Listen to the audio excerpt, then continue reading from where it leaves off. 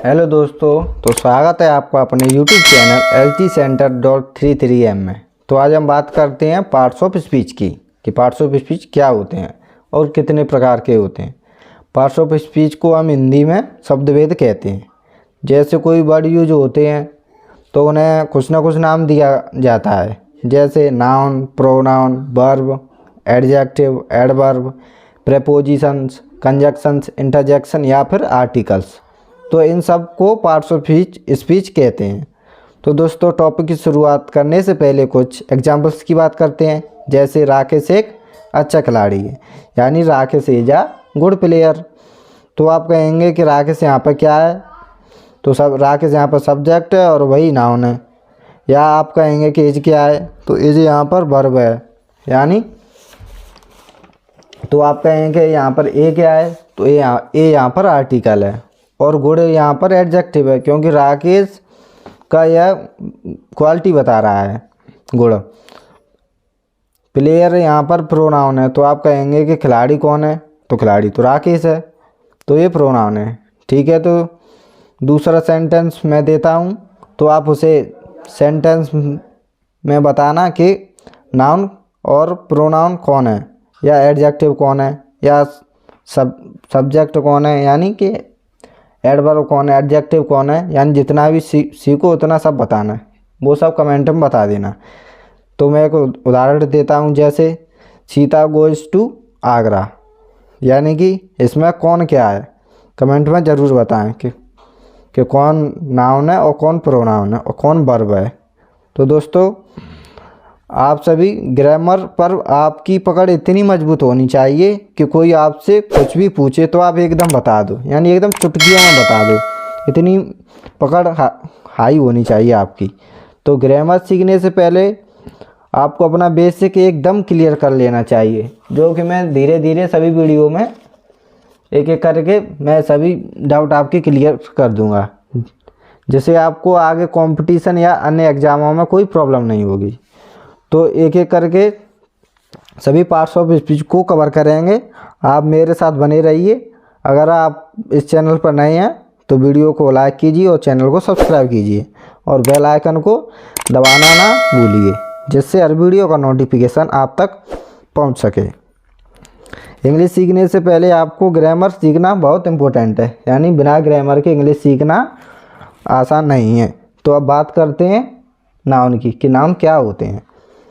तो ज़्यादा टाइम नहीं लेंगे, तो शुरू करते हैं नाउन की डेफिनेशन की। तो noun is a naming person, place और thing including emotions and feelings, यानी कोई भी व्यक्ति या वस्तु का नाम, जैसे कुत्ते का नाम हो या खिलाड़ी का नाम हो या बिल्ली का नाम हो या किसी जगह का नाम हो या किसी इमारत का नाम हो या किसी वस्तु का नाम हो या कोई भावना हो, यानी अंदर फीलिंग हो कोई आपकी। यानी फीलिंग को तो सिर्फ हम महसूस करते हैं, यानी फीलिंग एक निराकार है। तो ये सब नाउन होते हैं, यानी वर्ब। तो अब बात करते हैं प्रोनाउन की कि प्रोनाउन क्या होते हैं। तो सबसे पहले उसकी डेफिनेशन की बात करें कि डेफिनेशन क्या है। It is a substitute of a noun, यानी सब्स्टिट्यूट क्या होता है, सब्स्टिट्यूट का मतलब होता है बदलना, जो बदले में यूज़ किया जाए। मान लीजिए कि किशन मेरा भाई है और किशन प्यारा है, किशन के पापा अच्छे हैं। अब इस सेंटेंस के बारे में किशन किशन कहने के बजाय क्यों ना कोई एक ऐसा वर्ड यूज़ किया जाए जो जिससे बार बार किशन कहने की ज़रूरत ना पड़े। तो मैं कह सकता हूँ Kishan is my brother, Kishan is cute और किशन फादर इज़ नाइस। तो पहली बार तो किशन कहूँगा, क्योंकि किसकी बात कही जा रही है। तो किशन मेरा भाई, यानी Kishan is my brother. Kishan सुंदर है तो ही इज क्यूट, किशन के पिताजी अच्छे हैं तो हिज फादर इज नाइस। तो यहाँ पर बात करेंगे कि ही का यूज किशन के लिए किया गया है और इज का यूज उसके पिताजी के, यानी इज का यूज तो उसके पिताजी के लिए किया गया है और ही का यूज किशन के लिए किया गया है। तो अब बात करते हैं वर्ब की कि वर्ब क्या है, जैसे हम हिंदी में क्रिया कहते हैं। इसकी डेफिनेशन क्या है, तो डेफिनेशन बताते हैं पहले इसकी। It describes the action or the state of the subject, यानी क्रिया वो है जो सब्जेक्ट के द्वारा किए गए कार्य को या अवस्था या स्थिति की जानकारी देती है, यानी स्टेट यानी स्थिति की जानकारी देती है, क्रिया कहलाती है। जैसे बात करते हैं कि ओमकार इज प्लेइंग, यहाँ मेरा सब्जेक्ट ओमकार है और वह क्या काम कर रहा है, खेल रहा है। तो सब्जेक्ट के द्वारा किए गए कार्य को ही हम क्रिया कहते हैं। या फिर मैं कहूँ ओमकार इज 2 years old, तो यहाँ पर ओमकार सब्जेक्ट है और कोई काम नहीं कर रहा है, केवल इसकी स्थिति के बारे में मैंने बताया, यानी स्टेट के बारे में। तो अब बात करते हैं एडजेक्टिव की कि एडजेक्टिव क्या होते हैं, यानी विशेषण, जैसे हम हिंदी में विशेषण कहते हैं। बात करते हैं इसकी डेफिनेशन की कि डेफिनेशन क्या होती है।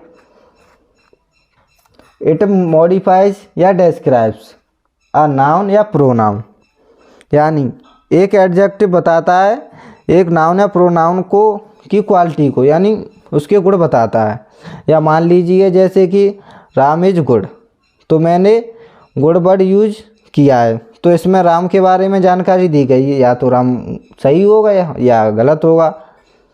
या फिर मैं कहूँ कि Ram is a good and Shyam is a bad, तो यहाँ पर राम की विशेषता और श्याम की विशेषता बताई गई हैं। तो अब बात करते हैं एडवर्ब की, यानी क्रिया विशेषण की।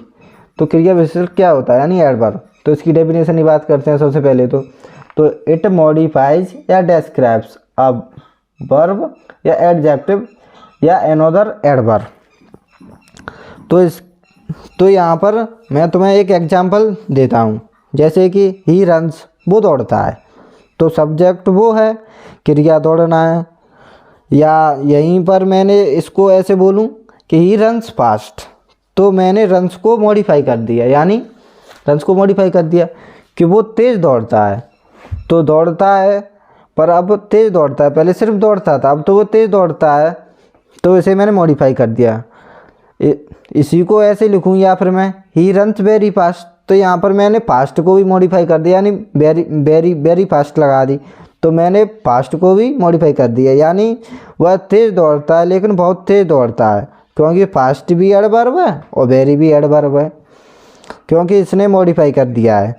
जब मैं तुम्हें एडवर्ब के बारे में पढ़ाऊँगा तो आपको यह जानकर हैरानी होगी कि एडवर्ब कितना इम्पोर्टेंट है और इसको ग्रामर में कितना यूज है, जिसका यूज कहाँ कहाँ होता है, जो कि मैं नेक्स्ट वीडियो में आपको जल्दी ही बताऊँगा कि एडवर्ब क्या होता है। अब बात करते हैं प्रेपोजिशन की, यानी संबंध सूचक वाक्य। तो इसकी बात करते हैं definition. It express relation of a noun या pronoun with other part of a sentence, यानी तो सबसे पहले एक एग्जांपल दे के समझाता हूँ। यानी I am going to school, तो यहाँ पर ये सिर्फ रिलेट कर रहा है, यानी गोइंग टू स्कूल, तो ये जाने को रिलेट कर रहा है कि वो कहाँ जा रहा है, यानी स्कूल जा रहा है। तो अब बात करते हैं कंजक्शंस की कि कंजक्शंस क्या होते हैं, जिसे हम हिंदी में संयोजक बोलते हैं। यानी संयोजक का मतलब होता है कनेक्ट करना, यानी आपस में जोड़ना, किसी वाक्य को आपस में जोड़ना। एग्जाम्पल देकर समझाता हूँ, जैसे कि Ram is a good boy, और फिर मैं बोलूँ कि Rahul is a good boy, तो मैंने दो अलग अलग सेंटेंस कहे। अगर मैं इन सेंटेंस को मिलाकर एक बना दूँ तो और सेंस भी ना बदले, जैसे कि Ram and Rahul are good boys, बात वही है और सेंस भी नहीं बदला। तो ये काम कंजक्शन की मदद से होता है, यानी आपस में सेंटेंस छोटा भी हो गया और सेंस भी नहीं बदला, तो ये कंजक्शंस होते हैं। तो अब बात करते हैं इंटरजेक्शंस की कि इंटरजेक्शंस क्या होते हैं, जैसे हम हिंदी में विस्मयाद बोधक भी बोलते हैं। तो इसकी डेफिनेशन की बात करते हैं कि डेफिनेशन क्या होती है। एक्सप्रेशंस ऑफ सडन जॉय या ग्रीफ या सरप्राइज ईटीसी। तो बात करते हैं ऐसे सेंटेंस होता है, यानी इंटरजेक्शन ऐसा सेंटेंस होता है जिसमें अचानक से कोई भावना का बोध हो, यानी एक्सप्रेस ऑफ सडन जॉय या ग्रीफ, यानी कोई अचानक से कोई दुख प्रकट हो या कोई सरप्राइज प्रकट हो, तो जिसे उसे हम इंटरजेक्शंस कहते हैं, जिसके पीछे एक्सक्लेमेशन मार्क लगा होता है। आप एक्सक्लेमेशन मार्क, यानी वो कुछ ऐसा होता है, ढरकता हुआ आंसू बोल सकते हैं जैसे हम। तो बात करते हैं एग्जाम्पल्स की। जैसे मैंने कोई एक दृश्य देखा, यानी अचानक से कोई दृश्य दिखाई दिया, तो अपने आप मन में एक साथ भाव उठेगा कि व्हाट अ नाइस पिक्चर, यानी अचानक से भाव उठेगा ये। या फिर आप कह सकते हैं इट्स अमेजिंग। और या फिर कोई दुख प्रकट हुआ अचानक से, सो सैड। इसी तरह से अब बात करते हैं आर्टिकल्स की कि आर्टिकल्स क्या होते हैं और इनका यूज कहाँ होता है। तो आर्टिकल दो प्रकार के होते हैं, इंडेफिनेट आर्टिकल और डेफिनेट आर्टिकल। और आर्टिकल्स को हिंदी में पैराग्राफ भी बोलते हैं। इसे एक शब्द वर्ग या फिर हम इसे एक शब्द वर्ग भी बोल सकते हैं।